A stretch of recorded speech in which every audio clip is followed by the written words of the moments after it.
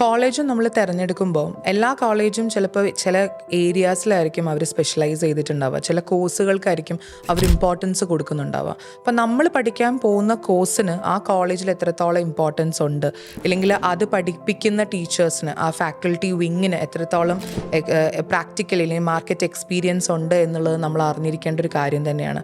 അതേപോലെ തന്നെ നമ്മൾ ഇമ്പോർട്ടൻ്റ് ആയിട്ട് കരുതേണ്ട ഒരു കാര്യം, അക്രിഡേഷൻസ് എല്ലാം ഉള്ള കോളേജുകളിലാണോ നമ്മൾ പഠിക്കുന്നത്. അതേപോലെ അവിടെ പഠിച്ചിറങ്ങിയ കുട്ടികളോട് നമ്മൾ പറയില്ലേ, അവരുടെ അടുത്ത് ഒന്ന് എൻക്വയറി ചെയ്യുക, അവർക്ക് ജോലി കിട്ടിയോ, ഇല്ലെങ്കിൽ അവർ പഠിച്ചിട്ട് അതിൽ ഒരു ബൂമിങ് ഉണ്ടായിരുന്നു അവരുടെ കരിയറിൽ എന്നുള്ള കാര്യങ്ങളൊക്കെ നമ്മൾ ഒന്ന് റിസർച്ച് ചെയ്തതിന് ശേഷം നമ്മളൊരു കോളേജ് സെലക്ട് ചെയ്യാനായിട്ട് പോവുക എന്നുള്ളതാണ്. കാരണം നമ്മൾ സെലക്ട് ചെയ്ത് കഴിഞ്ഞാൽ പിന്നെ നമുക്ക് റിട്ടേൺ വരാനോ അല്ലെങ്കിൽ ഒരു വർഷം കഴിഞ്ഞിട്ട് നമുക്ക് ആ ഒരു ഡിസിഷനെ തിരുത്താനോ എന്ന് പറയുന്നത് വളരെ റിസ്കി ആയിട്ടുള്ളൊരു കാര്യമാണ്. അപ്പോൾ അതിന് മുൻപേ നമ്മൾ സെർച്ച് ചെയ്ത് തുടങ്ങുക എന്നുള്ളതാണ് നമ്മൾ ചെയ്യേണ്ടത്. അപ്പോൾ ഇത് ശരിക്കും ഒരു 8th സ്റ്റാൻഡേർഡ് ആകുമ്പോൾ തന്നെ നമ്മുടെ കരിയർ പ്ലാൻ ചെയ്ത് തുടങ്ങണം.